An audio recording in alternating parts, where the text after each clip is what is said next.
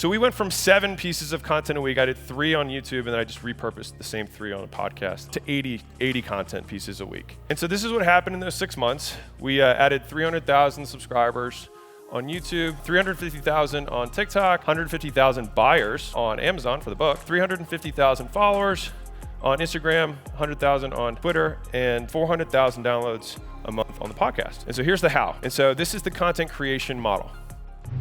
Welcome to the Think Media podcast. My name is Heather Torres, the host of this show, where we want to help you build your influence on YouTube and then turn that influence into a high impact and high profit online business. We want to welcome you if you are brand new to the show, and also welcome back to all of our returning listeners. If you've not yet subscribed wherever you receive this content, I want to encourage you to do that because we deliver a brand new episode every single Tuesday. So hit the subscribe button.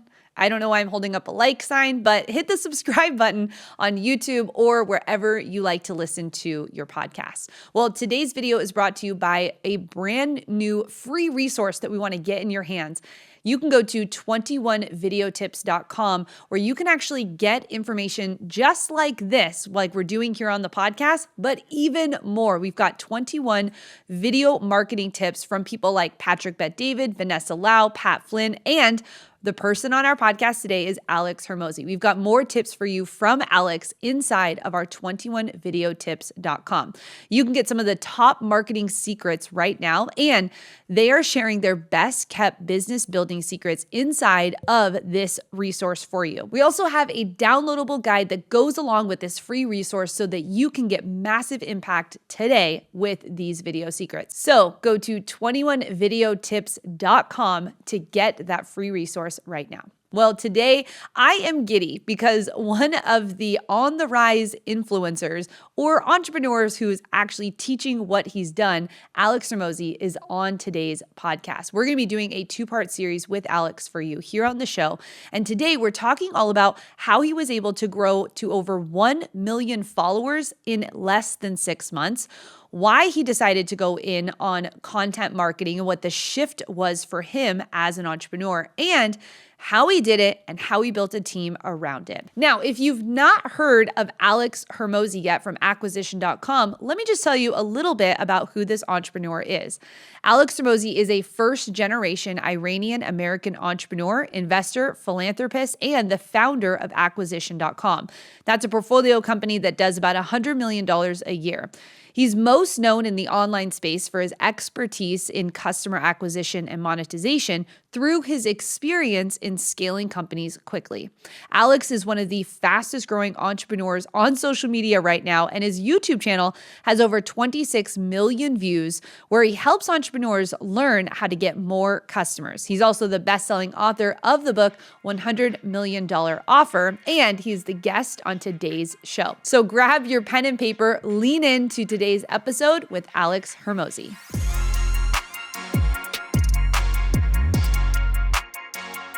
So I was telling Sean backstage, I said, my promise to you is that this will be the worst presentation you have ever heard, the best presentation you've ever heard, or somewhere in between. So that is my promise for you guys today. So let's kick some butt. Cool?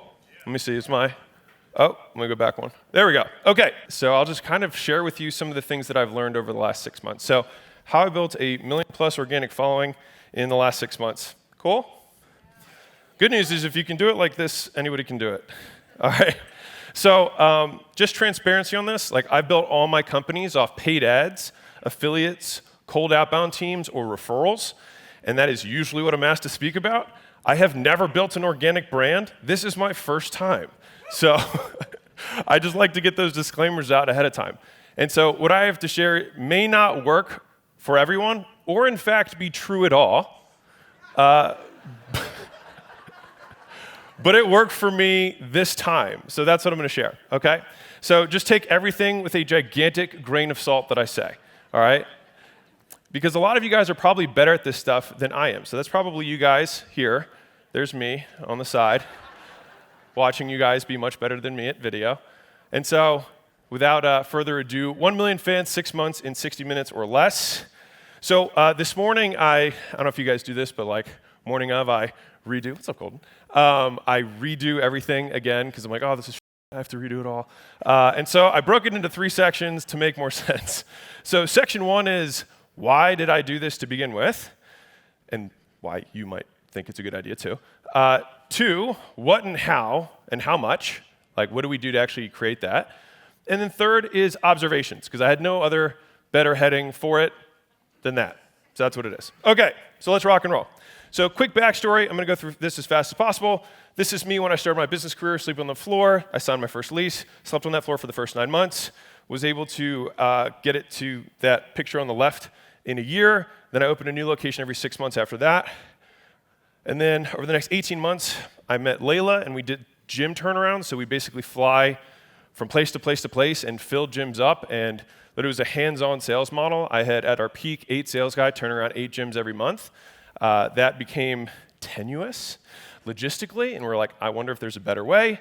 And so from there, we packaged our IP for a better gym model into a licensing business. And so we were able to grow Gym Launch, which was a B2B business, to $2.5 million a month, Prestige to 1.7 a month, which was B2B2C. That was an affiliate-based business, and it was weight loss and supplements, so e-commerce.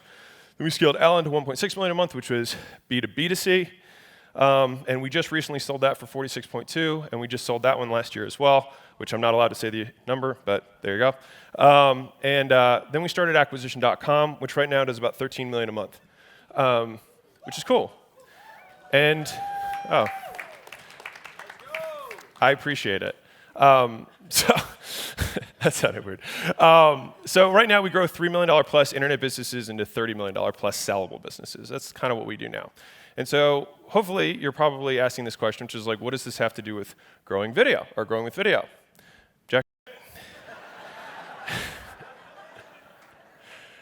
But I started making video content with 3 goals. So number 1 was to attract internet business owners doing $3 million or more who align with our values.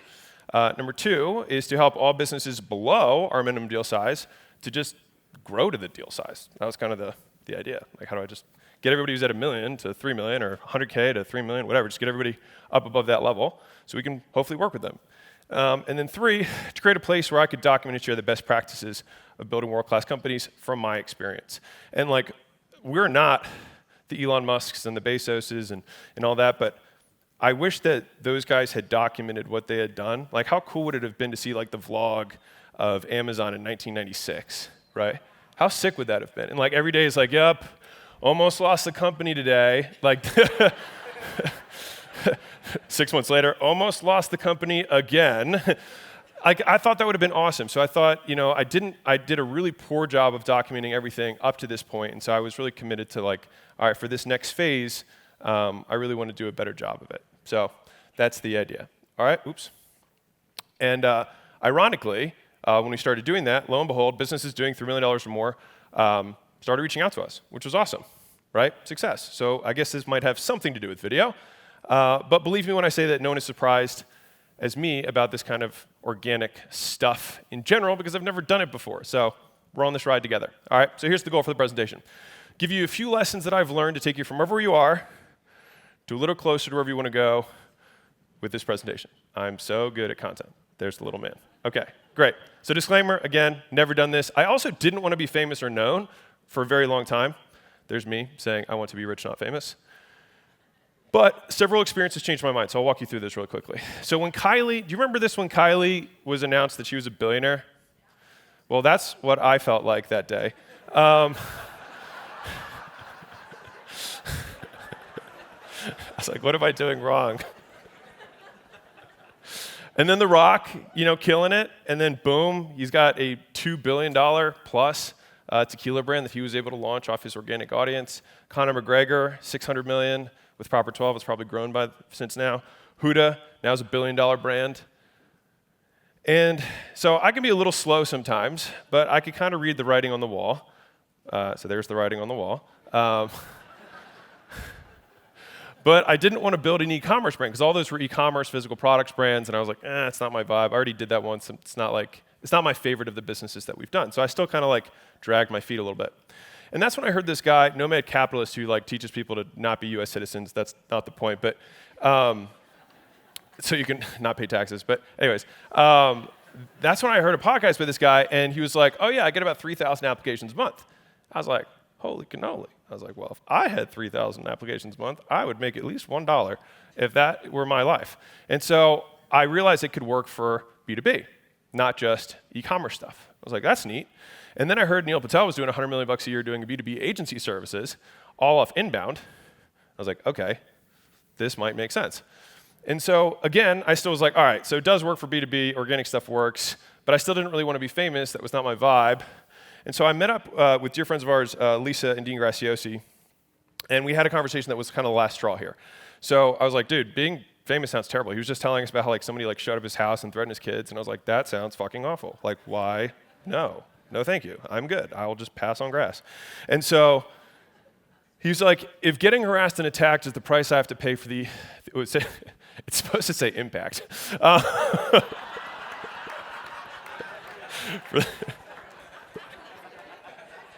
That was perfect. For the impact that I want to have, then I'd pay that price every time, which totally takes away from the impact of that message.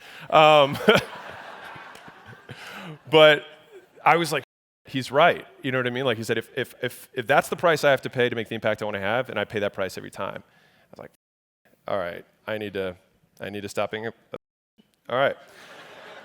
So 18 months ago, I started a YouTube channel. Some of you guys may have anybody seen this, the YouTube channel?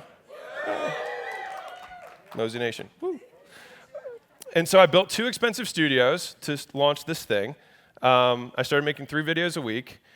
Side note, important lesson that I learned on a vacation.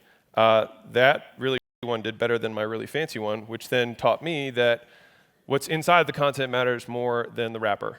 So for anybody who's like worried about getting started, about making it look right, I don't think it matters. I mean, I think it matters a little bit, but it's 80-20, so focus on the 80. Well, I hope you are enjoying today's session. And I wanted to let you know that if you are loving content like this, then you definitely need to go to 21videotips.com, where you can actually get 21 more video marketing tips just like this from industry experts like Patrick Bet-David, Vanessa Lau, Pat Flynn, and Alex Hormozi, and so many amazing video marketers of our day. They're sharing their best kept business building secrets inside of this masterclass and free downloadable guide. So just head over to 21videotips.com to get instant access for free and learn how you can level up your business and brand. That's 21videotips.com. Now let's get back into today's content. All right, and so I continued my very steady growth for that period of time, which is great. Recommend. But, you know, in the first 12 months, we went from 600 to 70,000 subscribers, which was cool. And so things were going smoothly until one day I had a chat with Grant Cardone about branding. And it reminded me that all the lessons that I learned in business applied to all this organic stuff. And so I was on this call with him, and I have the full video on my YouTube channel if you want to check it out. Yeah. He was like, bro, I'm not even going to try. He was like, bro, pull up your Instagram. And I was like, okay. He's like, pull up my Instagram. He's like, I got 10 times the content as you. 10 times. He's like, bro, it's volume, bro. Volume. And I was like, that's deep. And so I was like, you know, I should probably do more, which is a lesson that I have learned over and over and over again in business, and I'll tell you a couple more stories about it later.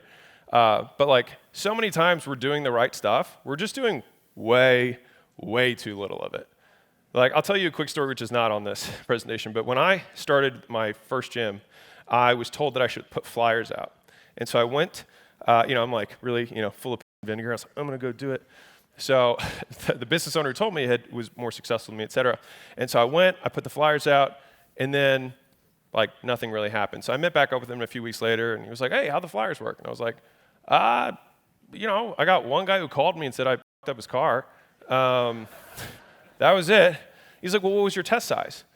I was like, I was like, well, I mean, I put 300 out. And he was like, dude, our test size is 5,000. He's like, that's what we test with. He's like, and then we do 5,000 a day. I was like, oh. Noted. And so it was just a really good lesson, and that happens with phone calls. Like, yeah, I'm gonna start doing cold calls. You make 10 calls every 3 days when you're feeling motivated, rather than doing 200 dials every day, like it's clockwork before lunch. You know what I mean? The level of effort difference is not like 2x or 4x. It's like 50x. It's a lot bigger, and most people dramatically underestimate the amount of volume and effort that is required to get to where you want to go, like dramatically. And so I have so many lessons that this repeated, and I was taught yet again in a different sphere that I'm not familiar with that this was true. I'm also wearing the same shirt. So I decided to take his advice and dramatically increase the amount of content that we created and how many places we displayed it, right? And so before I tell you, who wants to guess how many pieces of content we started putting out weekly after that call? 25? 10,000? Less than that. I would be so much more famous if I put 10,000 out. What was that, 100? Good guess. So we went from 7 pieces of content a week. I did 3 on YouTube, and then I just repurposed the same 3 on a podcast, to 80 content pieces a week. And for scale, if you remember the first line that I showed you way before, the top of that is that purple line from the first graph I showed you. And so pretty cool. And so this is what happened in those 6 months. We added 300,000 subscribers on YouTube, 7,000 followers on Instagram. Still haven't really cracked that one. 350,000 on TikTok, 150,000 buyers, which is cool, on Amazon for the book, 350,000 followers on Instagram, 100,000 on Twitter, and 400,000 downloads a month on the podcast. Cool, right? So basically a million person audience within that 6 months. And because I am more of a business guy than I am a quote influencer creator, this was what I cared about. So the net traffic result for us was web traffic went from basically non-existent to about 100,000 unique clicks a month to the site, just organically. Pretty cool. Number 2 is the subscribers, so I told you before. And then this is one that's really cool. For who here runs paid ads? Can I get a, okay, some of you, cool. So this will resonate with you. So in the businesses that I had, at a $25 CPM, we were getting $2 million a month in exposure for free. Not only not free, we're getting paid to do it. Crazy. Like I'm beside myself still because I think it's insane. So the fact that this opportunity exists right now is literal insanity to me. Like we're getting paid now to market. Like what a world, right? And so the business result from that is that we get about 400 companies a month that apply for acquisition.com, so we can help them scale. And in that time period, we grew from 7 million a month to 13 million a month. And disclaimer on that is that part of that was just the companies themselves grew. It wasn't like new companies. But still a lot in 6 months. And so if you're anything like me, you're probably thinking, well, that's really great for you, Alex, but what about me? Which is why I made section 2, which is how and how much, all right? So here's where you come in. All right, so let's start with how much. So just a reminder here in terms of time, I'm not like a creator full-time, so it's like 93.7 is probably the amount of time that I allocate towards this. And so money-wise, this costs me $20,000 a month to do. All right, you can scale this down however you want. I also don't have a tremendous amount of time that I allocate towards it, so I have to compensate with that with money. You could probably do this on your own. This is how I do it. So we have a Twitter editor, a YouTube editor, a LinkedIn editor, a podcast editor, and an IG and TikTok editor, all right? And there's 2 of us, so times 2, so it's actually 40,000 a month for the both of us, okay? The amount of time that it takes me is 2 days per month and 4 hours per week, and that is what I dedicate towards this. And so, quick recap, I have a daily mind dump, which I'll show you how I do it in a second, because I'm going to show you the whole model. I do a weekly Twitter review. It takes me like 4 hours, because Twitter is actually really important to how I do all this stuff, which I'll explain later. And if you guys aren't on Twitter, it's my favorite platform. But we do 1 day a month of recording, and then for shorts, and then 1 day a month. It's usually like a half day. I'll do like 4 to 8 YouTube videos, the ones that are direct to camera, and that's it. That's the jam. So that's the how much. That's my investment. That's my cost to do this. And so here's the how. And so this is the content creation model. All right. That's the big visual, and those are the bold bullets. Fantastic. Let's start with the first one. So test, record, inject, contextualize, distribute.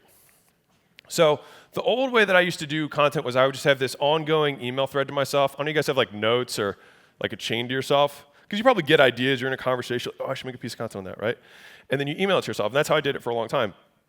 And the new way is the Twitter way, which is being blocked by the thing because it formatted weird. But I post all of those ideas as tweets on Twitter rather than just sending them to myself. And so all of a sudden, what used to be my inbox is actually just my tweet thread. All right? And so I tweet about 5 times a day-ish. And the nice thing is that Twitter is a very forgiving platform. So it's just like stream of consciousness, and it takes notes. You don't have to pick videos or captions. I like it because it's just thoughts. I love Twitter so much for that reason. And so I'll post this stuff, and I'll be like, okay, those are the ones that people thought were interesting. And then the threads become long format, and the shorts become short format, or the tweets become short format. Pretty simple. Step 1. Everyone following with me so long? Yeah! My man. Anyone feel like they could do that? All right, doable. Yes. Second step is recording, right? Why am I doing both? I realized this because you're like, why do you do short stuff? I was kind of against shorts, and then I realized that I've never actually consumed anything from Gary Vee that's long. But I like Gary Vee a lot. And I was like, oh, well, I guess that worked. So that's why I do both. Right? And so I think it's a width and depth thing. I think the shorts give you a lot of breadth. I think the longs give you a lot of depth, right? And so there's a visual that I put together that took me too long to say that same thing. Great. So this is everything that I know about how to make content that, quote, goes viral. I watched a long interview with Mr. Beast. My big practice of trying to learn stuff is go to the person who's the best at it and listen to them because they've already reorganized the information for you. Hack. And so he's like, listen, all these guys make this all compliment with their tags and the hashtags, and if any of you guys sell that, this is not me offending you. I have no idea what I'm talking about. Remember, big grain of salt.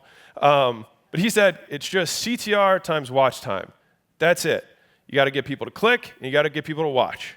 I was like, okay, that makes sense. He's like, and that's what YouTube wants. They want people to be interested in the content to get the click, and then make sure that the content fulfills the promise of the thumbnail. Cool. I was like, I can do that. And so this is the general format that I've used for the longs, which is like a hook or a question that I'm answering, usually a story that's relevant to answer the question, a framework that I've applied to repeat that process, and then an explanation of why I think it works. And that's it. And if I want to make longer stuff, it's just that process with multiple stories, repeating that over and over again. The shorts is a hook or a question, a hammer, which for me is my tweet. I put the tweet as the next thing I say because I already know it converts. And then I have an example and an explanation. That's about it. That's Alex's $1 million thing. There we go. Fantastic. And so this is an example. So it's like 28 ways to guarantee poverty, or 28 ways to stay poor, right? So I made this thread, got a lot of shares, cool. 28 rules, reprogram your mind to be rich in 22 minutes. So I have to change the headline and stuff, but the content was identical. I just did it in a video, right? And then the short ones that do well, it's like, all right, overheard from a Navy SEAL, blah, blah, blah. Authenticity is just a fancy word. Boom, I just make a short version of the same thing, just saying the tweet. Does this make sense? Yeah. Okay, cool. And then I upload it. Fancy so far? All right, ta-da. Next one is inject. So we grew the podcast actually recently from like 20,000 a month to 400,000 a month. And a big part of that was just having call to actions. Sounds really dumb, but I wasn't doing it. So do it. And so the way that we did it was we recorded 2 versions of each of the call to actions. So like call to actions to other channels, Leadmatics, share a tag. If you have a lower ticket product, I don't, but or if, for me, I guess I have a book, it's 99 cents. Leave a review if you want to ask for clients or, send a question, or there's my book there, Grand Slam offer. So I would just record 2 different CTAs for that, and then I just inject them into the content. So this is what it might look like. So it's like you have your CTA 1, content, mid-roll, content, end off. Does that make sense? So we started doing that with the podcast, and it started to grow a lot. And now we're actually doing it in the rest of the forms of content. So you'll see that from me because this has been working. So this is me doing this, walking the talk. All right, the point directions, etc. Okay, contextualize. So anyone seen this one before? Everyone see this like meme that went viral? So it's like everybody kind of appears somewhat differently, even though it's the same person, depending on the setting that you're in. Right? On Facebook, you look a certain way. LinkedIn, you look a certain way. Tinder, you look a certain way. I had a sales guy who was on. This is not relevant at all. Was on Tinder, and he would close every one of his dates on buying our supplements, so that he could get. He was like, it always covered dinner. Savage. Anyways, just shooters got to shoot. Okay, so. So you have to make this stuff contextual, and so this is what we do. So this is the same video, right? It's that same Navy SEAL video I made earlier, right? So that's a reel, that's a TikTok, and then that's the YouTube short. So it's the same thing, you just make it match the platform. Same way you would make your Facebook look different than your Instagram, look different than your LinkedIn, et cetera. As long as you just make it contextual, I think it does a lot better. Because have you guys seen people just like take literally the exact same thing and post it on the wrong platform? I just think it just hurts it. And it's just not that much effort to make it contextual. All right, last one, distribute. Then we distribute them. All right, so we went from 7 times a week to 80 times a week in distribution. That was the result over that 6-month period, which was a lot of growth. Awesome. And so we 10x the inputs, and we got 10x the outputs. Surprising, right? So who here would like 10 times the output? Well, then you can just 10x the input. All right. Good talk. So, quick recap. All right. Content creation model, test. First thing you do, make your brain dump into something that's actually generating content. So this is net zero time for me. I was doing it, and I just started doing it publicly. Number 2 is that once I have the stuff that's winning, I record it. I record the threads as longs. I record the tweets as shorts. From there, the team injects the call to action so that I can direct the traffic whatever way I want to direct it, right? 4, and big one on this last injection thing, like if you don't do this, because I wasn't, you get all of these impressions and like eyeballs and stuff, and you'll get followers, but like you don't drive a result, which again sounds silly that I wasn't doing this, but I told you at the beginning, you guys are better than I am at this. Number 4 was contextualize it. I just think it works a lot better. And then finally, you cut it and increase the volume. Well, that is part 1 of our 2-part series here on the show with Alex Hormozi. We're going to be diving deeper into his observations, that 3rd step that he talked about in today's episode, and that will be coming out very soon. So make sure you are locked in here on the show so that you can get access to that 2nd part and all the things that Alex learned from figuring out how to go all in with his content creation. Now, every single week, we love to bring one of our Think fam members here on the show and say thank you for rating and review this podcast. When you do that over on Apple Podcasts, it helps other entrepreneurs and content creators just like you see that this show is for them. So I want to thank today's reviewer, which is iFunChris Channel. Chris says, the Think Media podcast review. I learn a lot on YouTube and you're helping me out. Thanks for the help to the YouTube creators. Well, thank you so much, Chris, for being one of our listeners and for taking the time to rate and review the show. It means the world to us. Now, if you've not left a comment down below on YouTube, I'm going to encourage you to share your aha moment from this episode. I love to be able to go through, read your comments, and see the value that you're getting from what we're doing here on the podcast. So leave your aha moment down below. I'd love to read it. And thank you so much for being a part of what we're doing. Part 2 of this series will be coming out shortly, so make sure you're locked in, and we'll catch you in the next episode. Bye.